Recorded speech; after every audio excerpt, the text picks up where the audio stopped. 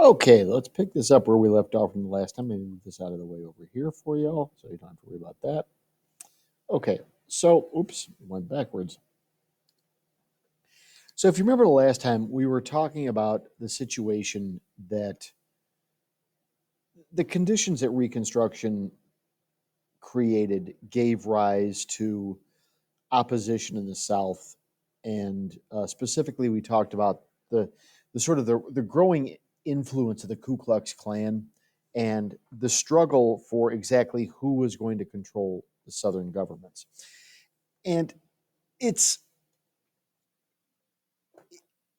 it's really kind of, I think, important to remember that we're talking about stuff that took place over a long period of time, but we have to look at it in a very sort of compressed time frame. So in 1866, when it became very apparent that Congress was not going to go along with what he wanted to do for Reconstruction, Johnson decided to go around the country and campaign and speak on behalf of Democratic candidates. We went over this the last set of notes, and the results were disastrous. The Republicans swept into Congress with two-thirds majorities in both houses. Now, for those of you who don't understand what that means or remember from last year, with a two-thirds majority, the president the president's vetoes can be overridden. And there's really nothing the president can do at that point if the the party with the two-thirds majority is in agreement on what they want to do.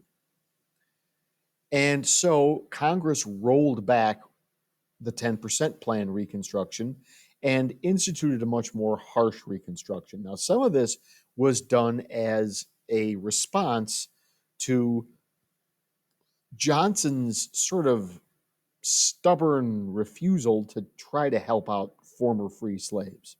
Remember, Johnson had no use for African Americans, and his only real issue, like about punishing the South, boiled down to that rich white Southerners who made him feel bad about himself should be punished, but everybody else, let's go back to the way that it was, basically.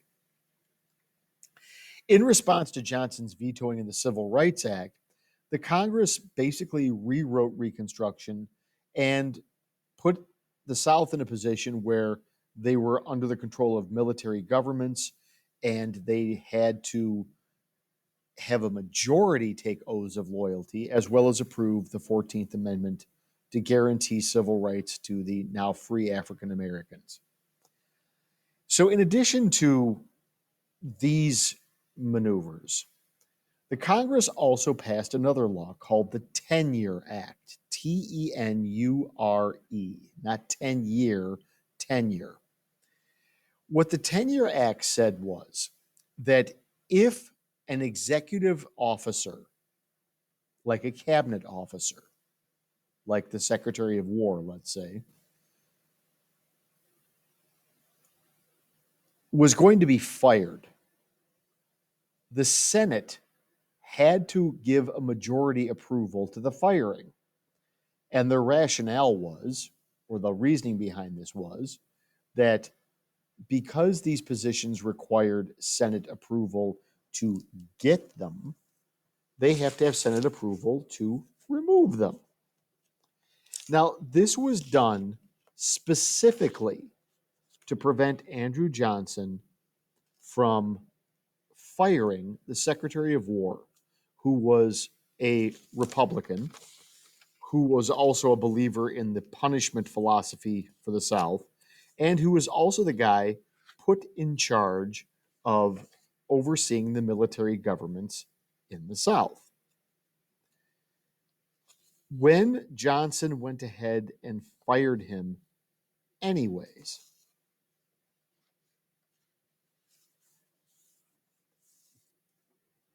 Johnson was impeached. Now, impeachment is simply being charged with wrongdoing. So, Johnson was charged with several different crimes. Um, For our intents and purposes, it'll boil down as a very simple way like this.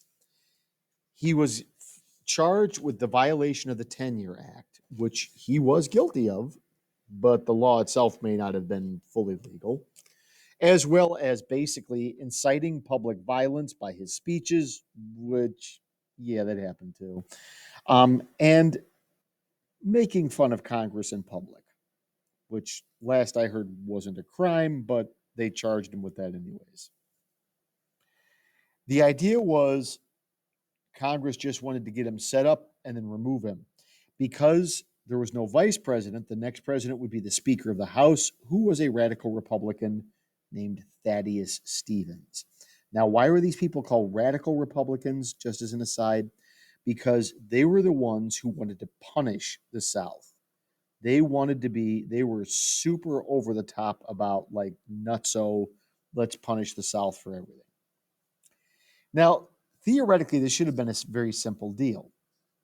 In an impeachment trial against the president, the Senate acts as the jury. You need 2/3 of the Senate to agree to remove somebody. The Senate was controlled by a 2/3 majority of Republicans. The judge at an impeachment hearing for the president is the Chief Justice of the Supreme Court, who was also a Republican. This was so stacked against Johnson that he didn't even bother to show up to defend himself. He just told a lawyer to go do it and he went home. It took surprisingly 3 months to get through this trial. And it was largely because the Republicans had a 5-vote 2/3 majority. That meant that if 6 Republicans voted not guilty, Johnson would be found not guilty. Well, as it turns out, 6 Republicans, after hearing all the evidence and looking at the situation, decided to vote not guilty. And there's probably 2 reasons for this. Number one, they realized that what they were doing was kind of shady and that the Tenure Act had been purposely set up to remove Johnson, that they were using the Constitution to punish political enemies, which, remember, that's one of the things that Washington warned about why parties were bad. The second reason is that Thaddeus Stevens, the Speaker of the House, who would become the next president, was a lunatic, and they weren't really comfortable with the idea of him running the country. Now, as it turns out, he ended up dying like within 6 months anyways, so you would have had a problem where you would have had to replace him, and what the heck do you do then? But in any case, by a grand total of 1 vote, Johnson is found not guilty. 5 Republicans would have still given a 2/3, changing their vote would have still given a majority, 2/3 majority to remove Johnson. It was that 6th vote that found Johnson not guilty. He is not removed. He's saved by 1 vote. Even though he's still president, he's basically useless and Congress just takes over. And we'll talk about the effects of that in a little bit. Now, with everything else going on in Reconstruction, it may be tempting to sort of say that there was nothing else of importance, but you would be wrong. So, a couple of things that I want you to know. In 1867, probably the one thing that I think Johnson deserves at least some credit for, Johnson's Secretary of State, William Seward, purchased Alaska from Russia for, I believe it's $7.2 million, which worked out to be like a penny an acre or something, which is pretty incredible. At the time, however, people thought it was one of the worst things ever. They called it Seward's Folly. We purchased it from Russia for cash. And at a time when the country was going through a major crisis because we didn't have any money, because we had, just got done fighting a war and blowing ourselves up, this was not looked upon very favorably. 30 years later, when they discover oil, not to mention all the coal, timber, and 30 years later when they discovered gold, not to mention all the coal, timber, and oil that's under Alaska, which they discovered later, it was an amazing bargain. The second thing, on May the 10th of 1869, the Central Pacific Railroad, coming from the east, and the Union Pacific Railroad, coming from the west, met up at the dinky little podunk town of Promontory, Utah, creating on May the 10th the Transcontinental Railroad. Transcontinental, going from one side of the continent to the other. The Transcontinental Railroad linked up the east and west coasts with each other so that now Americans could go from one place to another on a train without ever having to stop and walk, take a wagon, take a boat, whatever else.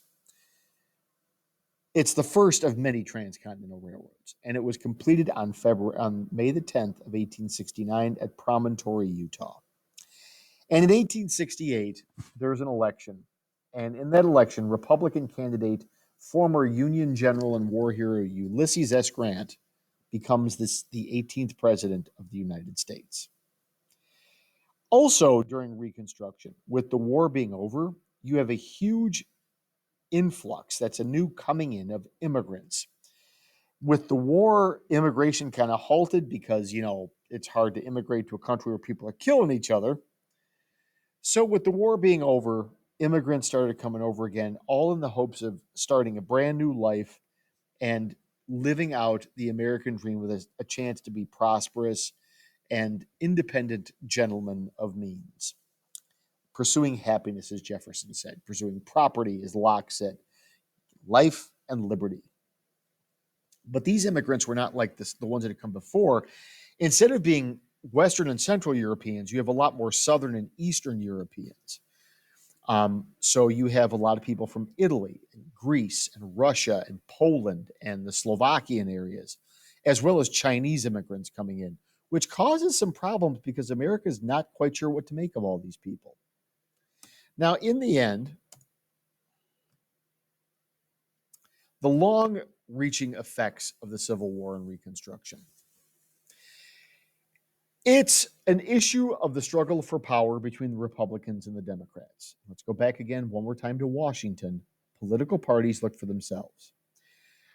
The idea was to fulfill the intent of the founders and get back to what the ideas of the Constitution and the Declaration of Independence were. This is what the Republicans were working for. This is the beginnings of what would be known as the progressive movement in America. Progressives are people who politically want change to make things better. The problem is whoops, did I hit the button? The problem is that change can oftentimes be very short-sighted, and it really doesn't make things better. The Democrats, that's what the D here is, want to cling to tradition. And by tradition, it's they want things the way they were before the war. You mean like when there were slaves? Yep, like when there were slaves. That's what they're working for. The problem is that both of these parties are going at it from an extreme position, and they're not really finding that middle ground there. But during the Reconstruction, it was the extremes that basically were the ones in charge.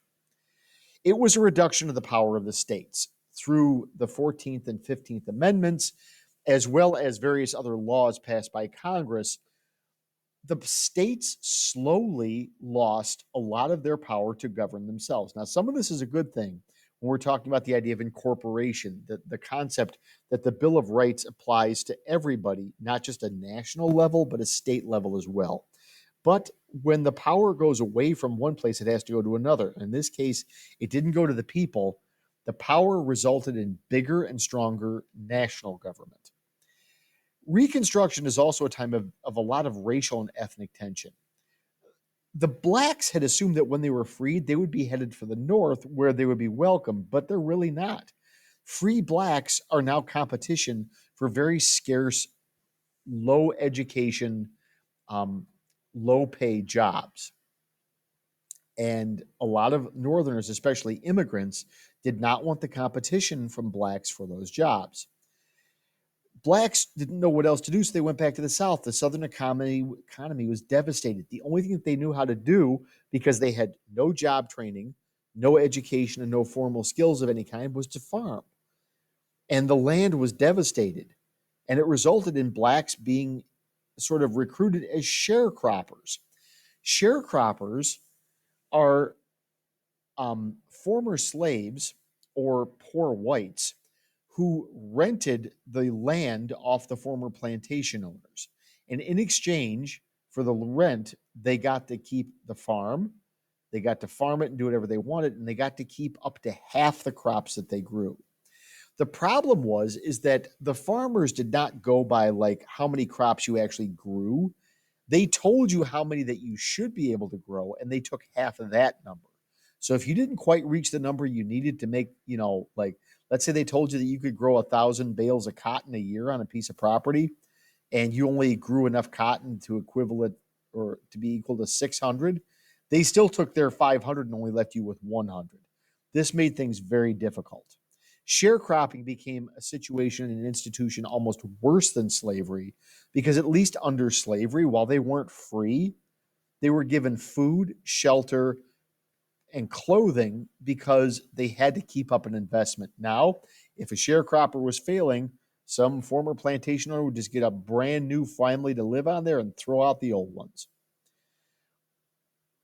Also, the other problem is that you have the Republicans, the radical element of the Republicans, who use Reconstruction as a way to punish the South. They force white Southerners and now free blacks to mingle and cooperate and coexist with each other. Instead of letting it all happen naturally, they try to jam it down the throats of the Southerners, which makes them even more upset and angry, which makes groups like the Ku Klux Klan even more powerful and more able to recruit stuff. Additionally, blacks who were elected to government to take over because nobody else was running these governments were generally uneducated and unprepared, and as a result were used as puppets by the Republican Party to further the Republican Party's own agenda. And this made things really difficult. You have the Republicans and the Northerners who come to the South to exploit the Southerners and take advantage of Reconstruction. Those were the carpetbaggers. You had the Southern whites who just went along with it. Those are the scalawags, both of whom were hated by the Ku Klux Klan.